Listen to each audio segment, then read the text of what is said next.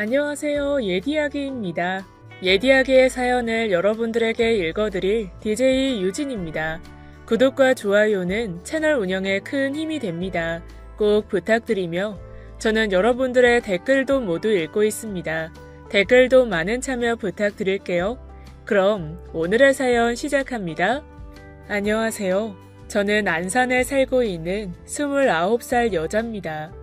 오늘 저는 저를 키워주신 할머니 이야기를 해드리려고 해요. 제가 6살 때 아빠와 엄마가 돌아가셨습니다. 갑작스러운 교통사고였죠. 주말이었고 눈이 오는 겨울이었어요. 저는 할머니 댁에서 삼촌과 놀고 있었죠. 아빠와 엄마는 볼 일이 있다고 저녁 먹기 전에는 돌아오겠다고 하셨습니다. 그리고 할머니가 집으로 걸려온 전화를 받으셨어요.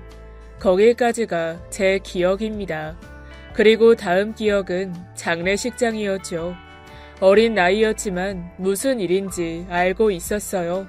장례식이 끝나고 할머니 댁으로 오고 나서 삼촌이 포장된 커다란 선물 꾸러미를 손에 쥐어주었습니다. 아빠와 엄마가 탔던 차에 있던 거랬죠. 제 선물이었어요. 아마도 제 크리스마스 선물을 사러 다녀오는 길이었나 봅니다.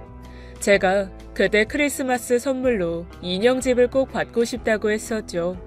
바스락거리던 포장지를 꼭 쥐고 있던 기억이 나요. 그날부터 쭉 저는 할머니 댁에서 할머니와 삼촌과 함께 살았습니다. 할머니는 그때 큰 아들인 저희 아빠와 회사를 운영하고 계셨어요. 원래는 할아버지가 대표였던 회사였는데 할아버지가 일찍 돌아가셔서 젊은 시절부터 쭉 할머니가 대표를 하고 계셨죠.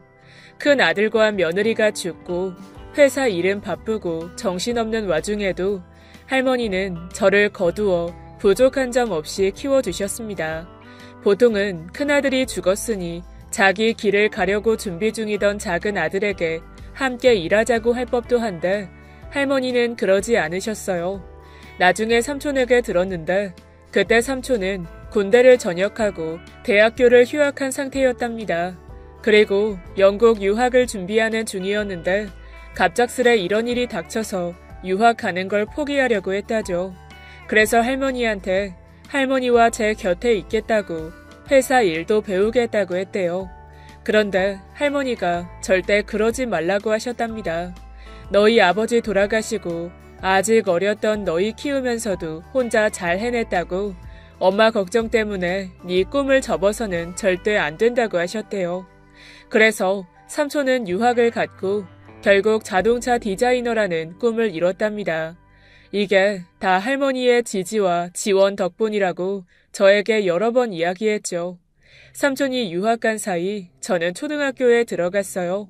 1학년 때 학교를 다니면서 별다른 일은 없었습니다. 간혹 부모님이 학교에 오셔야 하는 일이 있었지만 그때마다 할머니가 오셨고 그것 가지고 선생님도 친구들도 별말하지 않았죠.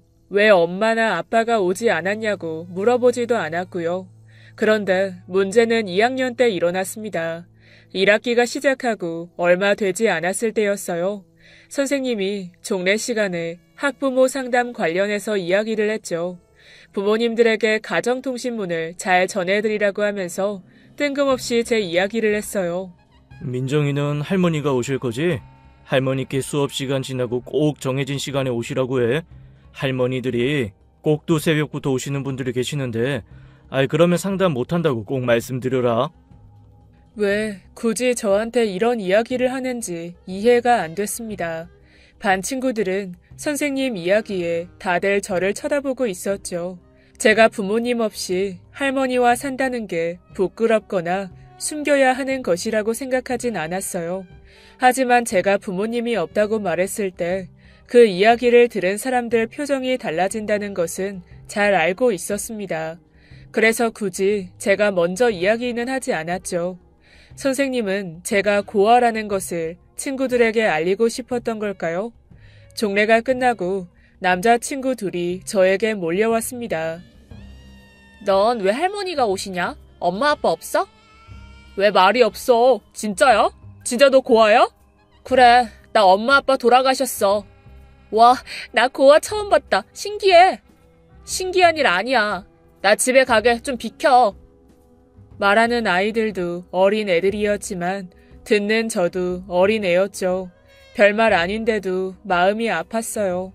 그 다음 날부터 저에게 몰려왔던 그 친구들이 은근히 저를 괴롭혔습니다. 마음에 와서 박히는 말들을 골라서 했죠. 뭔가 제가 그 아이들의 재미있는 장난감이 된 것 같았어요. 그 아이들의 이름은 지금도 잊혀지지 않습니다. 대원이와 형석이었어요. 다른 친구들이 하면 아무것도 아닌 일이 제가 하면 꼭 시비거리가 되었죠. 뭐야, 너 준비물 안 가져왔냐? 할머니가 준비물도 안 챙겨줘? 야야, 쟤 반찬 더 가져다 먹는다. 쟤 집에서 굶고 사나 봐. 우리 엄마한테 쟤 이야기했더니 잘해주라고 하더라. 불쌍하다고. 우리 이제 민정이한테 잘해주자. 알았지? 쟤 옷이 좀 구려 보이지 않냐? 구리다 구려. 다른 반 친구들은 크게 웃으며 떠드는 그 친구들 이야기에 별 말이 없거나 같이 웃거나 했습니다. 제 편은 없었어요. 그래도 웬만하면 무시할 수 있었고 신경 쓰지 않으려고 했습니다. 그런데 그날은 더 참을 수가 없었죠. 야, 너네 할머니 학교 오실 때 고무신 신고 오시냐? 에이 설마. 근데 학교는 찾아오실 수 있으시대? 야, 그냥 할머니 오지 말라고 해라. 할머니들 냄새 진짜 싫어. 아, 우리 교실까지 풍길라. 아니, 그냥 우리 학교에 나오지 말자. 엄마한테 말해야겠다. 우리 반 고아네 할머니 오셔서 학교 못 간다고.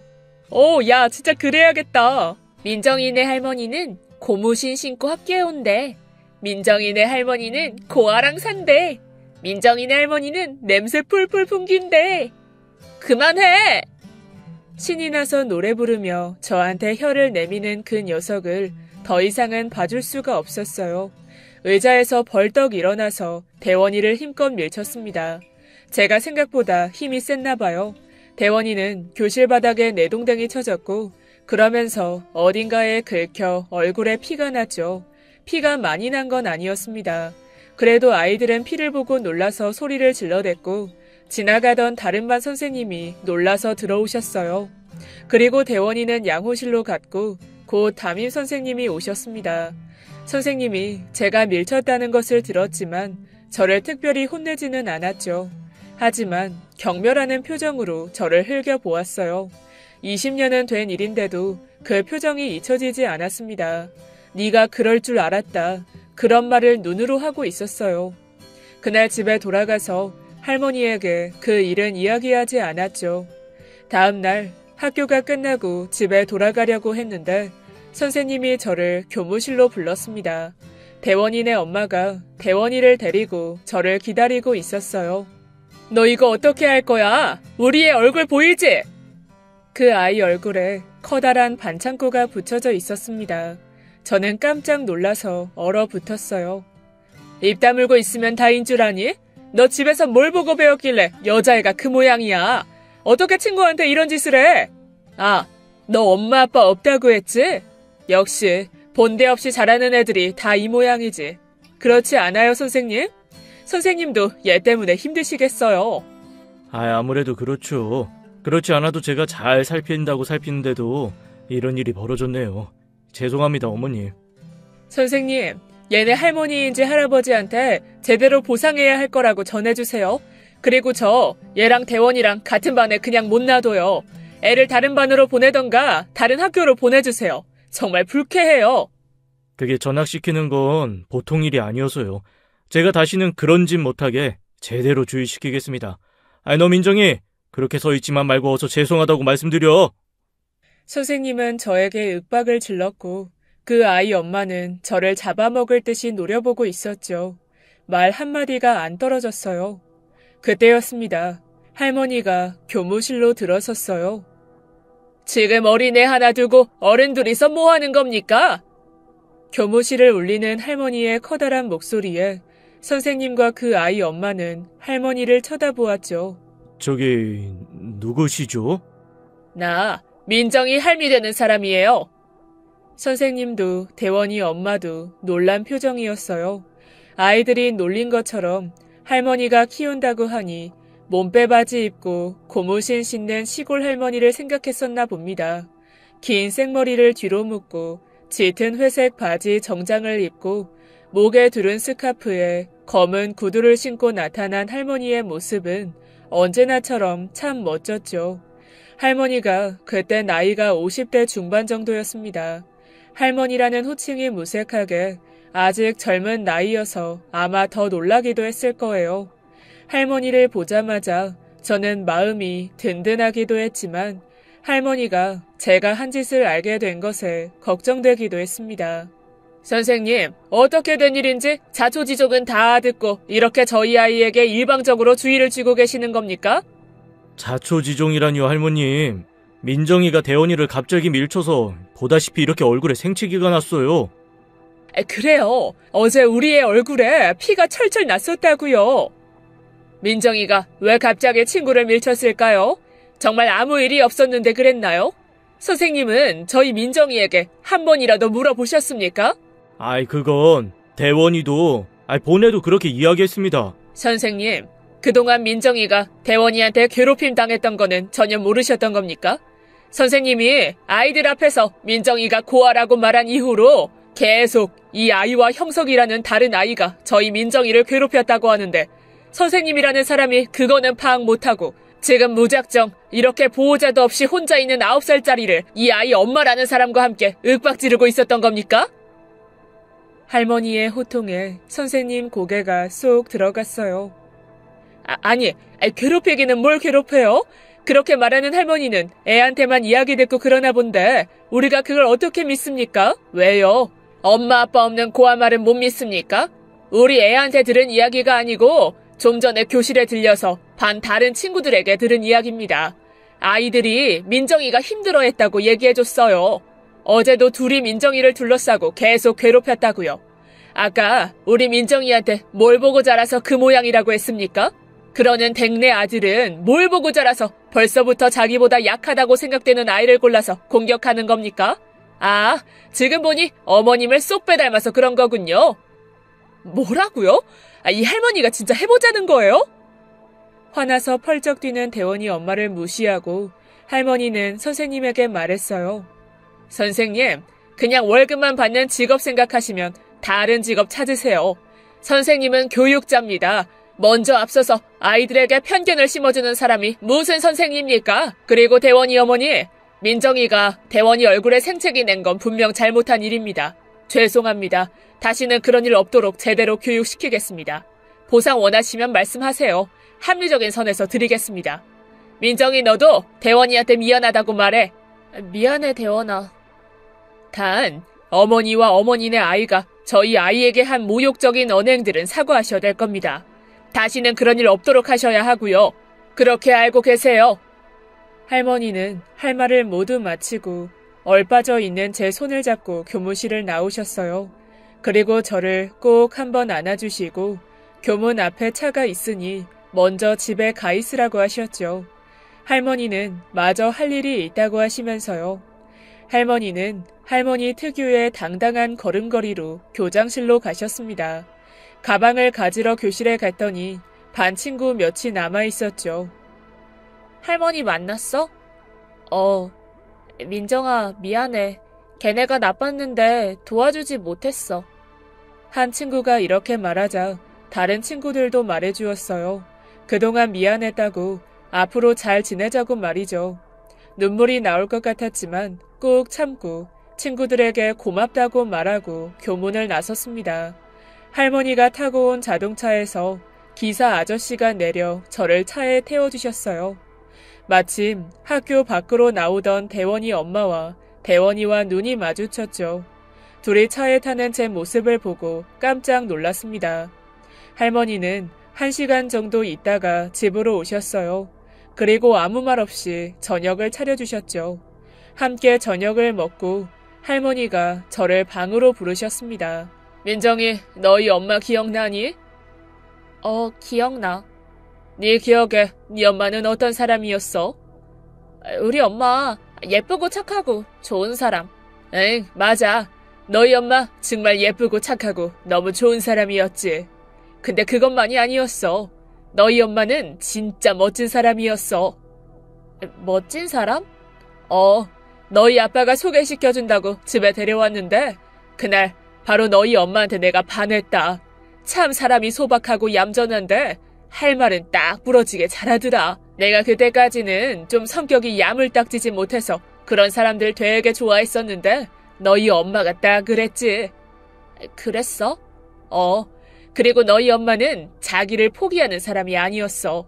다른 사람들이 마음대로 자기에 대해 떠드는 걸 받아들이는 사람도 아니었지. 너희 엄마도 엄마랑 아빠가 없었던 거 민정이도 알지?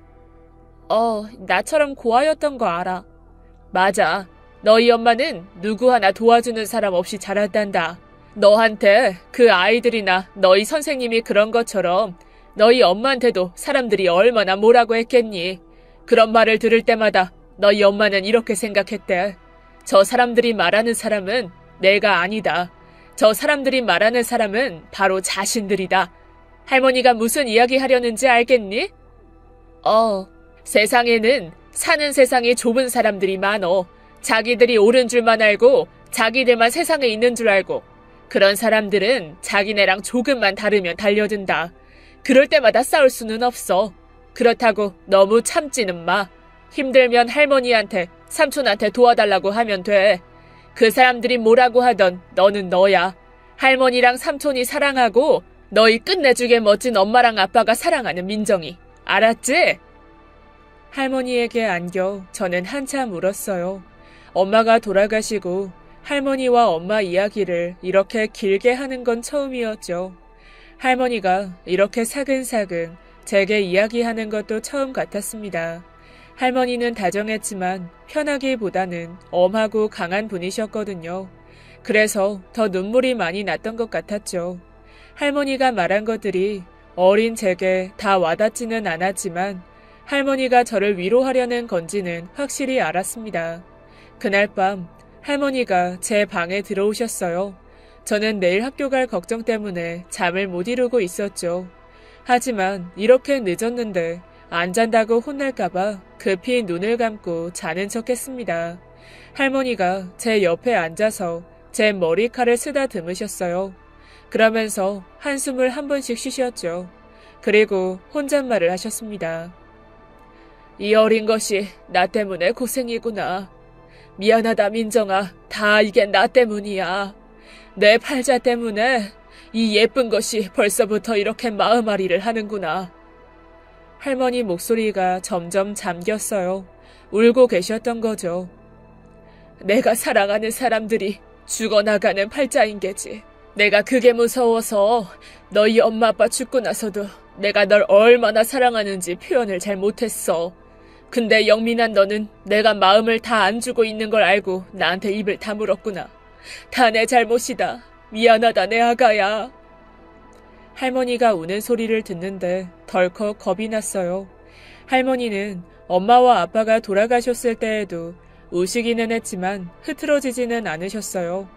항상 강하고 흐트러짐 없는 분, 아무리 어린 아이라도 규칙은 지켜야 하는 거라고 엄하게 가르치는 분이 저희 할머니셨죠.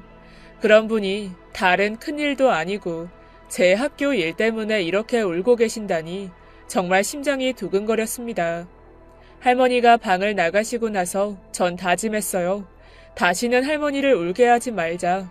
그러려면 제가 강해져야 했습니다. 내일 학교 가는 것부터 두려워하지 말자 했어요.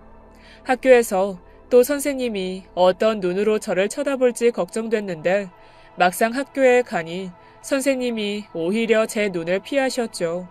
어제 할머니 말씀에 달리 생각하셨나 했습니다.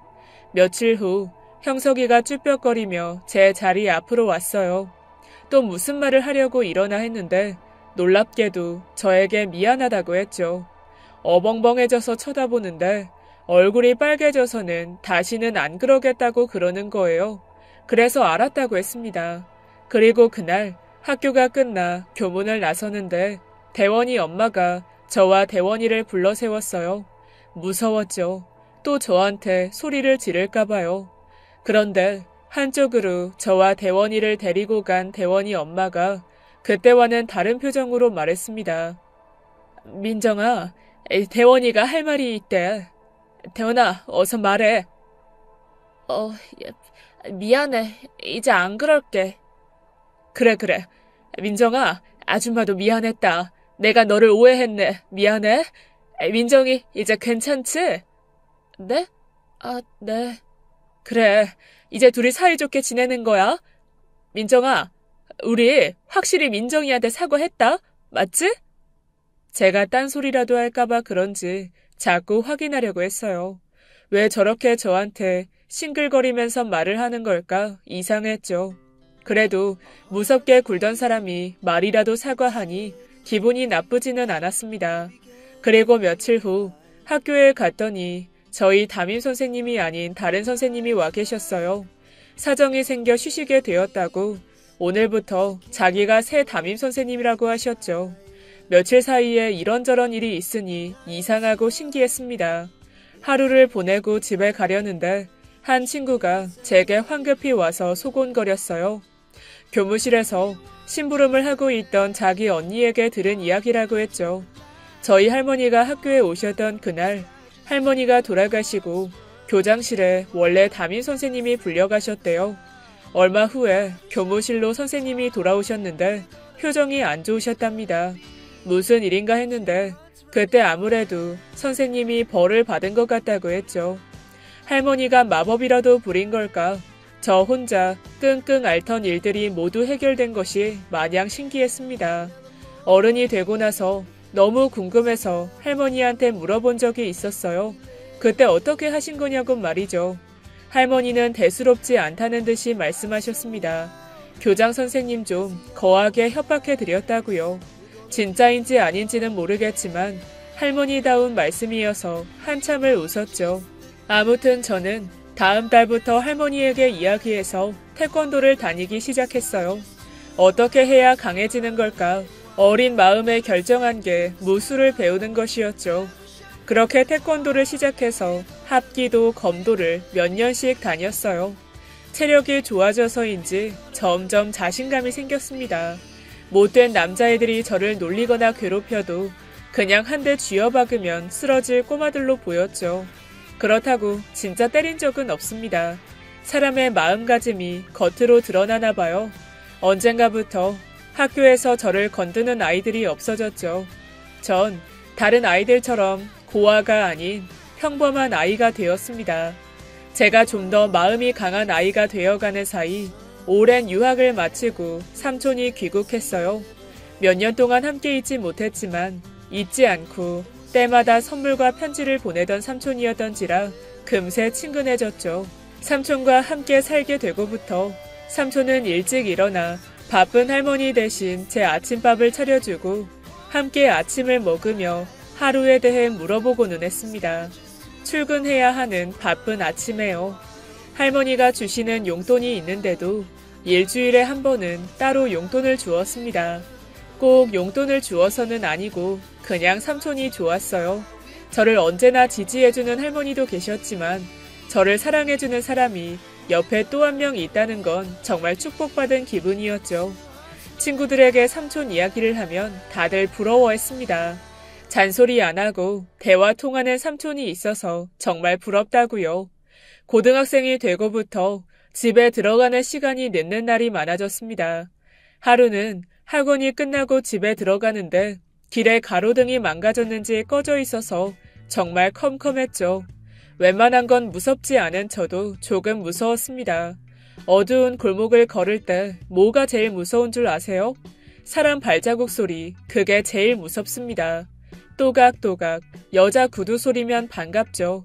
하지만 성별을 알 수 없는 소리가 들리면 우선 긴장이 돼요. 그날도 그런 발자국 소리가 들렸습니다. 남자들이 소근거리는 목소리도 들렸어요. 발걸음을 재촉해서 걷고 있는데 여러 명의 발자국 소리가 갑자기 빨라졌죠. 당황해서 저도 뛰려고 하는데 뒤에서 달려온 누군가가 제 가방을 확 잡았어요. 뭐야? 야, 이게 누구야? 강민정 아니야? 돌아보니 제가 다니는 유도장에 조금 나왔던 남자애였습니다. 이렇게 다 마주치네. 유도장에서만 보다가 길바닥에서 보니까 진짜 반갑다, 야. 얘가 걔야? 저를 둘러싼 남자애들이 넷이었죠. 한 명 한 명 만나면 별것도 아닌 애들이 뭉쳐 있으니 무섭기는 하더라고요. 뭐야, 너 왜 쫄아 있냐? 유도장에서는 그렇게 나대더니 지금도 한번 넘겨봐. 패대기 쳐봐, 어? 이거 놔. 뭐 하는 짓이야? 얘 이거 아직 분위기 파악 못하네. 야야, 그냥 끌고 가. 그때였습니다. 어이, 학생들. 삼촌! 삼촌이 저쪽에서 손짓하면서 오고 있었죠. 뭐야, 삼촌? 삼촌은 가까이로 와서 제 가방을 잡고 있는 남자의 손을 탁 쳐냈어요. 자, 이 손은 놓으시고. 왜 우리 민정이하고 할 말이라도 있어? 우리 민정이가 예쁜 건 아는데 그래도 이렇게 비신사적으로 행동하면 누가 좋아하겠어? 이 아저씨 뭐야, 짜증나게. 다치기 싫으면 비키시지. 어른이라고 안 봐주니까. 애라고 안 봐주는 건 나도 마찬가지야. 그런데 있잖아, 아저씨는 그냥 어른이 아니란다. 그러면서 삼촌이 점포 안에서 지갑을 꺼내 안에 신분증을 싹 보여주고 다시 넣었죠. 민정아, 애들한테 삼촌 형사인 거 말 안 했어? 그럴 틈이 없어서. 자, 지금 서로 사이좋게 갈까? 지금 무슨 짓을 하려고 했는지, 앞으로 또 무슨 짓을 하려고 하는지에 대해서 한번 심도 깊게 이야기해보자. 우리가 무슨 짓을 했다고 그래요? 아무것도 안 했는데. 맞아요, 경찰 아저씨. 우리 그냥 얘가 제 아는 친구라서 인사만 한 건데. 그렇지? 남자애들은 서로 눈치를 보더니 가자 하면서 뛰어갔습니다. 너희 오늘만 봐주는 줄 알아? 다음에 민정이 눈에 띄기만 해도 가만 안 둔다. 애들이 사라지고 나서야 삼촌과 마주보며 웃었어요. 뭐야 삼촌. 언제부터 형사가 되셨대? 외국에서 뻥치는 것만 배웠어? 왜 이리 자연스러워? 이것이 어른의 대처라고 할 수 있지. 뭐래. 근데 어떻게 여기 나와 있었어? 너 왜 안 오나 나와봤지. 나와보기 정말 잘했네. 삼촌이 저보고 많이 놀라지 않았냐며 꼭 안아주는데 삼촌 품이 참 따뜻했죠. 그 다음부터 제가 학원이 늦게 끝나는 날이면 삼촌이 꼭 학원에 데리러 오기 시작했어요. 삼촌 왕따냐? 회사에서 회식도 안 하냐? 여자친구도 없냐? 구박을 해도 꼭 그렇게 왔습니다. 겉으로는 매일 티격태격 거려도 저는 삼촌이 정말 고맙고 좋았죠. 할머니네 회사는 생산 품목을 확장해 더 바빠졌습니다. 매일 얼굴은 보았지만 앉아서 이야기 나눌 시간이 없었어요. 잠깐씩 할머니 얼굴을 볼 때마다 피곤해 보이셨죠. 그런데도 오히려 제 걱정하시느라 수시로 연락해 필요한 건 없냐, 힘든 건 없냐 물어보셨습니다. 토요일에도 나가는 날이 많으셨어요. 하루 쉬는 일요일에는 그냥 쉬셨으면 좋겠는데 자꾸 저와 시간을 보내려고 하셨죠. 전 그런 할머니가 너무 걱정되었습니다. 제가 할 수 있는 일이라고는 말로 하는 걱정뿐이라서 더 힘들었어요. 삼촌과 함께 저녁밥을 먹으며 한숨을 쉬고 있더니 왜 그러냐고 삼촌이 물었습니다. 할머니 때문에 걱정이야. 왜? 요새 할머니 얼굴 못 봤어? 너무 무리하시는 것 같아. 별 걱정을 다 한다. 삼촌은 할머니 걱정 안 돼? 왜 안 되겠어, 우리 엄마인데. 그런데 난 너희 할머니 걱정 접은 지 오래야. 왜? 삼촌이 초등학교 딱 들어갔을 때 그때 너희 할아버지가 돌아가셨거든. 그때부터 엄마는 몸이 하나가 아니었어. 회사 사람들 목까지, 그리고 형과 나의 목까지 다 살아내는 사람이었지. 아버지 상 치른 지 얼마 안 되었을 때부터 엄마는 그 책임 다 했어. 나도 그땐 정말 엄마가 걱정됐지. 이러다 엄마까지 내 곁에서 떠나는 건 아닐까 두렵기도 했고, 내가 딱 너처럼 걱정하는 걸 보고 너희 아빠가 날 데리고 엄마 회사에 데려갔어. 회사에? 회사에 가니까 엄마가 정말 여기 번쩍 저기 번쩍 하면서 일은 혼자 다 아는 것처럼 보이더라. 여기에서 서류 보는 것 같더니 저기에서 전화 받고, 그러더니 공장에 나가봐야 한다고 나가고. 그러니까 할머니는 딱 그런다니까? 혼자서 일을 다 해. 그런데 너 그럴 때 할머니 눈 본 적 있어? 눈? 그때도 너희 아빠가 나한테 그렇게 물어봤거든. 눈이 빛나지 않냐고. 형 말에 다시 엄마를 유심히 지켜봤지. 정말 그렇더라. 눈빛이 다르다고. 정말 빛나는 것 같다고 했더니 형이 얼굴 표정은 어때 보이냐고. 힘들어 보이고 안 좋아 보이냐고 물어봤어. 아니더라. 눈코 뜰 새 없이 바쁜데도 얼굴이 환하더라. 정말? 정말 그랬어? 근데 지금은 다를 수도 있잖아. 할머니 연세도 많이 드셨고. 그래. 그래서 사실 나 엄마가 아직도 그런 눈빛으로 일하는지 한 번씩 보러 들러. 엄마가 그렇게 일하는 모습을 보면 뭔가 나도 힘이 막 나거든.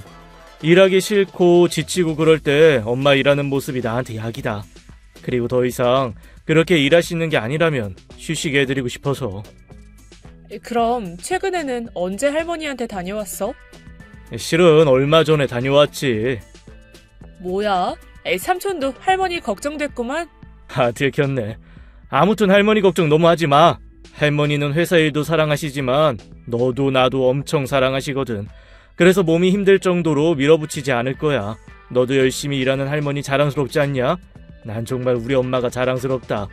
내 옆에서 다 챙겨주는 그런 엄마는 아니었지만 그게 아쉬웠던 적 없어.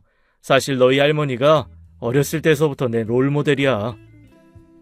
진짜 마마보이야. 뭐래. 그런데 너희 아빠도 참 대단하지 않냐? 그때 형도 아직 어렸었는데 형은 어릴 때부터 참 생각이 깊었어. 아빠 이야기에 순간 울컥해졌습니다. 제가 기억하는 아빠는 너무 짧아서 가끔 이렇게 아빠 이야기를 들으면 기분이 이상했죠. 그래도 들어도 아빠 이야기는 궁금했어요. 엄마 이야기는 더했죠. 엄마는 이렇게 옆에서 엄마가 어릴 때 어땠는지 이야기해줄 사람이 없었으니까요. 그래도 엄마처럼 주변에 아무도 없는 게 아니라서 정말 다행이다. 삼촌과 할머니는 내게 얼마나 소중한 존재인가 생각도 들었습니다. 그렇다고 제가 전공을 경영학을 선택한 건 가족의 소중함 때문만은 아니었어요.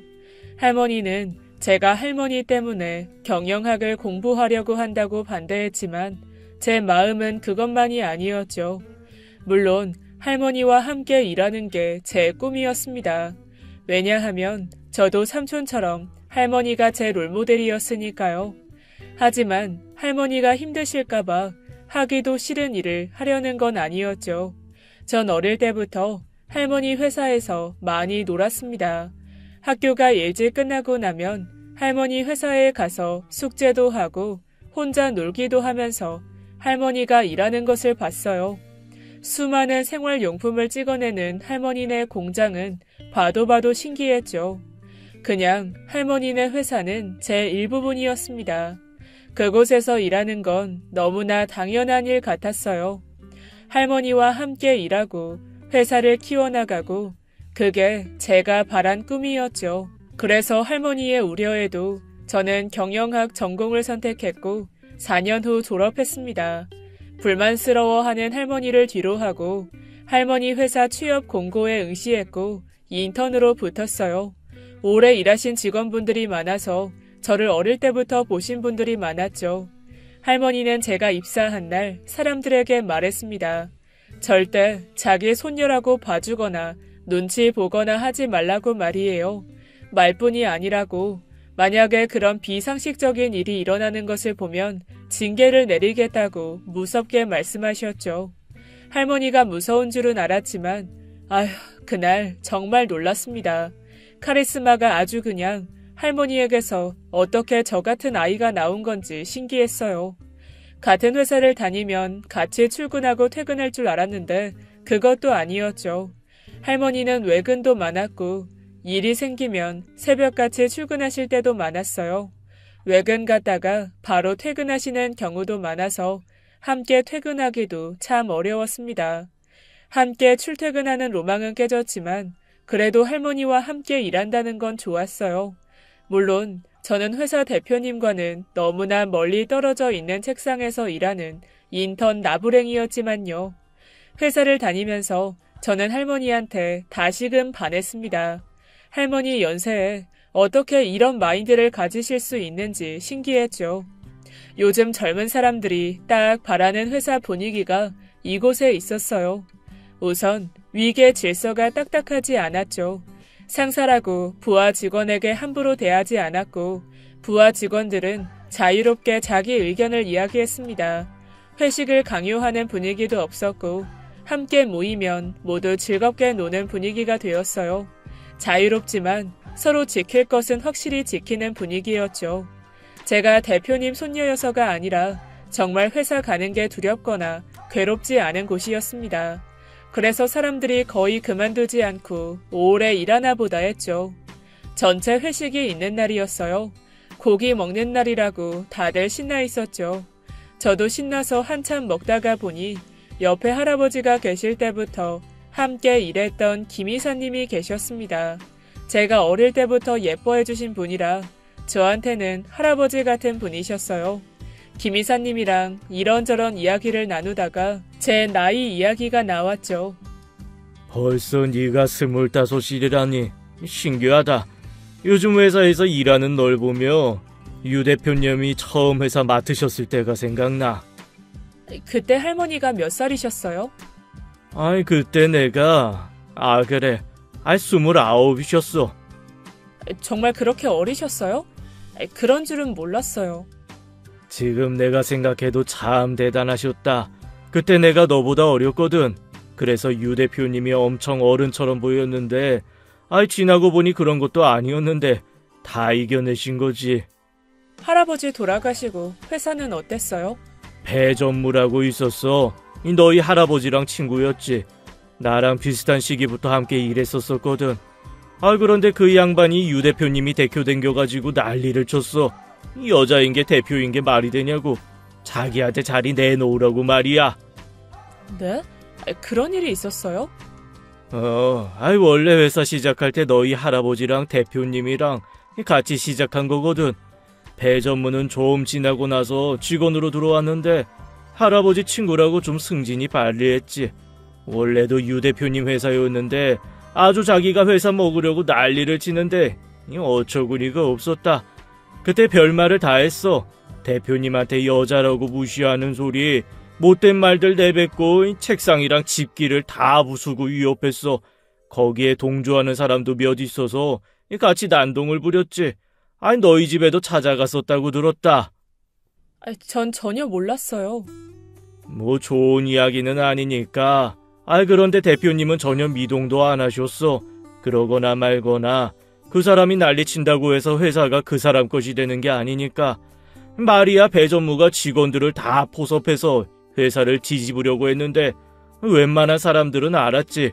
배전무보다 유 대표님이 훨씬 나은 경영자라는 걸 말이야. 그래서 제풀에 지쳐 나갔다. 그런 일을 겪으셨다니. 할아버지 돌아가신 지 얼마 되지도 않았을 때인데 어쩜 친구라는 사람이 그랬대요? 그래. 그런 사람이니 누가 얼마나 그 사람 편이 되어줬겠냐. 아주 몹쓸 사람이었지. 대표님 힘들었던 게 그뿐이 아니었다. 원래 있던 거래처들에서도 그전하고 다른 말을 많이 했어. 여자라고 우습게 본 거지. 원가를 은근슬쩍 올리는 데도 있었고 물건 받던 데에서는 괜히 이상한 조건을 걸기도 하고 대놓고 무시하는 말들도 많이 했다. 무슨 이상한 조건을 걸어요? 그런 거 있잖아. 한번 같이 밥 먹자. 한번 같이 만나자. 괜히 이상한 짓거리들 말이야. 그런데 내가 술을 많이 마셨나 보다. 너한테 별소리를 다 하네. 아니에요, 이사님. 저도 알아야죠. 그런 것도 다 회사의 역사고 할머니 일이고 그런데요. 할머니 정말 고생 많이 하셨네요. 전혀 티를 안 내셔서 몰랐어요. 너희 할머니가 어디 힘든 티 내는 사람이니? 그렇게 강한 사람 나는 본 적이 없다. 김 이사님 이야기를 듣는데 어쩜 그 나이에 그럴 수 있었을까 싶었습니다. 30도 안 된 나이에 갑자기 남편을 잃고 아이 둘을 키우면서 어떻게 그런 일을 다 감내하면서 살 수 있었을까요? 갑자기 롤모델이 너무 높아만 보였죠. 롤모델처럼 살기란 보통 일이 아니겠다 싶었습니다. 시간이 흐르고 저는 인턴에서 정식 사원이 되었고 주임도 되었어요. 그러는 사이 삼촌은 연애를 하기 시작하더니 결혼을 했습니다. 할머니는 여태 삼촌이 장가 안 간다고 뭐라고 한 번도 안 하셨는데도 은근히 기다리셨었나 봐요. 늦은 장가를 간다고 엄청 좋아하셨죠. 삼촌이 처음 숙모를 집에 데려왔을 때부터 할머니는 숙모를 좋아하셨습니다. 보통 며느리감을 본다고 하면 이것저것 따지고 살피고 들잖아요. 이 사람이 어떤지 판단해보기 바쁜데 할머니는 그런 분이 아니셨죠. 사람을 그냥 사람으로 좋아한다는 게 어떤 건지 보여주시는 분이셨습니다. 삼촌이 좋아하는 사람이라는 것만으로도 두 팔 벌려 환영하셨어요. 그날부터 숙모는 이미 저희 가족이었죠. 삼촌이 결혼하고 얼마 안 돼서 숙모가 임신을 했습니다. 가족이 늘어난다고 저도 할머니도 신나했어요. 몇 년째 좋은 일만 있다고 더 이상 바랄 게 없다고 생각했죠. 하지만 세상 사는 게 그렇지 않은가 봐요. 할머니가 피곤하다는 말을 하시는 분이 아닌데 언젠가부터 피곤하다는 말을 입에 달고 다니셨습니다. 그리고 소화가 잘 안 돼서 소화제를 달고 사셨어요. 안 그러시던 분이 그러시니 걱정돼서 병원에 같이 가자고 몇 번을 말했죠. 그래도 말을 들으시나요? 바쁘다고, 그럴 시간 없다고, 자기 괜찮다고 계속 그러셨습니다. 그래도 억지로라도 모시고 갔어야 했어요. 아침 출근 준비를 하고 있는데 갑자기 할머니 방에서 쿵 소리가 들렸죠. 놀라서 달려가 보니 할머니가 쓰러져 계셨습니다. 당장 119를 불러서 병원에 갔어요. 간 경변증이라고 상태가 심각하다고 했습니다. 간 이식이 필요한 상태라고 했어요. 믿어지지가 않았습니다. 삼촌도 저도 병원에 앉아 자책하고 있었어요. 조금이라도 일찍 병원에 모시고 왔더라면 하고 말이죠. 그래도 다행인 건 할머니가 70이라는 나이에 비해 체력이 좋다는 점이었습니다. 그래서 간 이식 수술도 회복도 버티실 수 있을 거라고 했어요. 삼촌과 저는 당장 간 이식을 하겠다고 검사하겠다고 했죠. 정말 천운이었다고 생각합니다. 제가 조건이 맞았거든요. 하지만 할머니는 제가 수술하는 건 안 된다고 난리셨습니다. 손녀 몸에 칼 대면서까지 살고 싶은 목숨이 아니다. 할머니, 다른 방법이 있을 거다. 간 이식 아니어도 사는 사람들 많어. 의사 선생님이 그러셨잖아요. 그건 연명일 뿐 오래 갈 수 없다고요. 수술해야 한다고요. 싫어. 안 돼. 너한테 그런 고생 시키고 싶지 않다. 내가 너한테 못해준 일들이 한가득인데 어떻게 이런 일을 시켜? 할머니가 저한테 뭘 못해주셨어요. 말도 안 되는 생각하지 마세요. 그리고 자꾸 저한테 어리다고 하시는데 저 내후년이면 할아버지 돌아가시고 할머니가 혼자 회사 꾸리시던 그 나이예요. 저도 할머니 핏줄이에요. 왜 저를 그렇게 어리게만 보세요? 저도 이제 다 컸어요. 제가 결정해서 할머니한테 간을 드릴 수 있을 만큼 컸다고요. 할머니는 단호하게 말하는 제 모습을 빤히 쳐다보셨어요. 언제 이렇게 컸다니? 내가 늙는 것만 생각하고 너 나이 드는 건 몰랐구나. 할머니, 제 소원은요. 할머니랑 오래오래 함께 행복하고 건강하게 사는 거예요. 이미 행복하니까 할머니만 건강하시면 돼요. 수술하시는 게 제 소원 들어주시는 거예요. 간절하게 말씀드리니 할머니도 알았다고 하셨습니다. 그런데 이상한 게 있었죠. 혈액형이 달라도 간 이식이 가능하다고 해서 할머니와 제 혈액형이 어떻게 다른지 물어보았어요. 그런데 제 얄팍한 계산으로는 잘 계산되지 않는 혈액형이었습니다. 저희 아빠와 엄마는 모두 A형이었고 저도 A형이었죠. 그런데 할머니는 B형이라고 했어요. 할아버지가 그러면 A형인가? 삼촌은 혈액형이 무엇인지 궁금해졌습니다. 그래서 삼촌한테 혈액형이 뭐냐고 물어보았죠. 그랬더니 O형이라고 했어요. 그럼 할아버지는 혈액형이 뭐냐고 물었더니 O형이라고 했습니다. 순간 우리 집안이 뉴스에서 본 그런 집인가 생각했죠. 뉴스에서 친자가 맞는데 혈액형 계산과 다르게 나와서 놀랐다는 걸 본 적이 있었거든요. 그래서 삼촌한테 얼떨떨한 표정으로 혈액형이 좀 이상하다고 뉴스 나오는 거냐고 했죠. 그런데 삼촌 표정이 진지하게 바뀌었습니다. 제가 캐묻자 조심스럽게 이야기했어요. 실은 민정아, 형은 너희 할머니 친아들이 아니야. 그게 무슨 말이야? 할아버지랑 할머니가 형 어릴 때 데려와서 키웠어. 물론 친자식으로 키웠지. 그건 내가 잘 알아. 삼촌이 해준 이야기는 이랬습니다. 아빠는 할아버지 친구 아들이라고 했어요. 할아버지의 친구분이 혼자 아들을 키우고 있었는데 병으로 젊은 나이에 돌아가셨다고 했죠. 갈 곳이 없어진 4살짜리 아이를 할아버지와 할머니가 데려와 키우신 거라고 했습니다. 그 당시 할머니는 삼촌을 임신하고 있었고 회사 일도 하고 있었지만 낯설어하는 아빠를 잘 보듬어 주셨다고 했어요. 삼촌은 이 이야기를 아빠에게 정말 많이 들었다고 했죠. 어릴 때 할아버지와 할머니가 자신을 얼마나 아껴주었는지 말입니다. 삼촌은 가끔 아빠를 너무 예뻐하는 할머니 할아버지 때문에 질투도 났다고 했어요. 원래도 조숙했던 아빠는 할아버지가 돌아가시고 나서 더 일찍 철이 들었답니다. 삼촌은 아빠와 4살밖에 차이 나지 않았지만 완전히 의지하며 살았다고 했죠.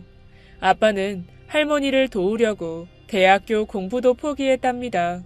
할머니가 많이 반대하셨지만 뜻을 꺾지 못했다고요. 너 경영학과 간다고 하고 졸업하고 할머니와 함께 일한다고 고집 부릴 때 할머니가 너희 아빠 생각 많이 난다고 하셨어. 아빠를 똑 닮았다고 웃으시면서 말이야. 아빠랑 나랑 닮았다고? 할머니는 그런 말 한 적이 없는데? 할머니가 구구절절하게 말하는 스타일은 아니지. 아무튼 할머니는 너희 아빠한테 회사 물려주려고 했는데 그런 일이 일어났으니 네가 제일 큰 충격이었겠지만 할머니도 많이 힘들어하셨다. 그러면 실은 난 할머니 손녀가 아니네. 그게 무슨 소리야? 아니 그렇잖아. 피가 진짜 혈연으로 묶인 가족은 아니잖아. 그래서 뭐 달라지는 게 있어? 나야 없지. 그래도 친손녀도 아니고 친조카도 아닌데 왜 나한테 그렇게... 민정아. 가족이라는 건 그런 게 아니야. 삼촌 말이 잘 들리지 않았습니다. 삼촌 말을 들을 때부터 두근거리던 심장이 더 크게 요동치고 있었죠. 할머니 병실에 가서 여쭤보았습니다.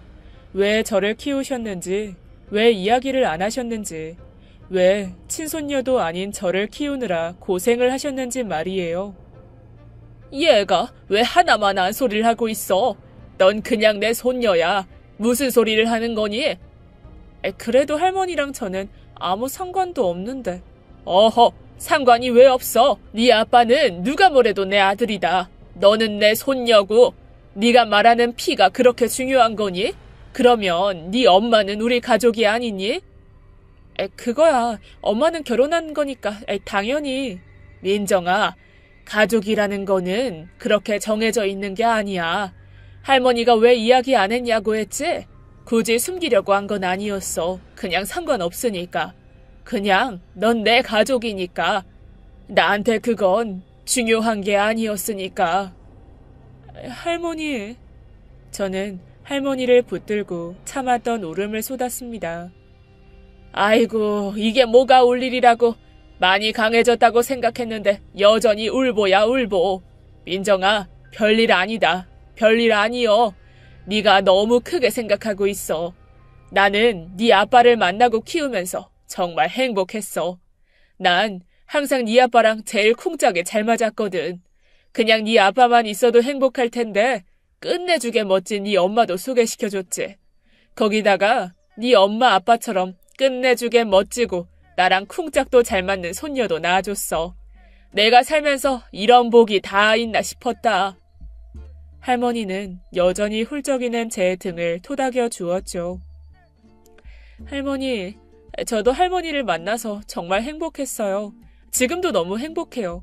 아니, 할머니가 건강해지시면 더 행복해질 거예요. 사랑해요, 할머니. 오냐, 내 강아지, 나도 사랑한다. 다행히 수술은 성공적이었습니다. 저도 할머니도 생각보다 빨리 회복됐어요. 저야 젊으니까 그렇다 치고 할머니는 의사 선생님도 놀랍다고 했죠. 이런 걸 불행 중 다행이라고 하나 봅니다. 벌써 수술한 지도 2년이 되었어요. 계속 검진도 받으시고 관리는 하셔야 하지만 그래도 건강하십니다. 무리하지 않는 선에서 돌아다니시고 운동도 열심히 하시죠. 회사도 열심히 다니세요. 하지만 예전보다 많이 일을 손에서 놓으셨습니다. 이제 대부분의 일은 김 이사님이 맡아서 하고 계시죠. 그래도 그렇게 말려도 매일 출근만은 꼭 하세요. 반평생을 그리 사셨다고 출근 안 하면 나는 뭐 하라고 하는 거냐고 역정을 내십니다. 이번에 할머니를 모시고 삼촌과 제주도 여행을 다녀왔어요. 할머니가 처음으로 회사를 일주일이나 비우고 떠나는 여행이었죠. 아프셔서 입원하셨던 일을 빼면 말입니다. 29살부터 지금까지 항상 쉴 틈이 없었던 할머니, 그나마 처음으로 쉬었던 게 아파서였던 우리 할머니, 이른이 넘어서야 겨우 잠시 쉬어가시네요. 제주의 가을바람을 맞으면서 바다를 바라보는데 할머니가 혼잣말처럼 말씀을 하셨습니다. 뭐 하고 산다고 이런 풍경도 못 보고 살았을꼬. 할머니, 이제부터라도 많이 보세요.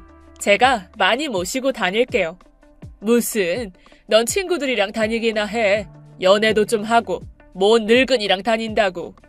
늙은이는 뭐가 늙은이야. 이렇게 멋쟁이 늙은이가 어딨다고. 난 할머니랑 다니면 재밌는데 할머니는 안 그러신가 봐. 재밌지? 왜 재미없어? 세상에서 제일 재밌는 손녀랑 다니는데. 할머니밖에 없다 진짜. 빙그레 웃으며 이야기를 듣던 삼촌은 마실 거라도 사오겠다고 자리에서 일어섰어요. 할머니, 제 나이가 지금 몇인 줄 아세요? 그럼 29살이잖아.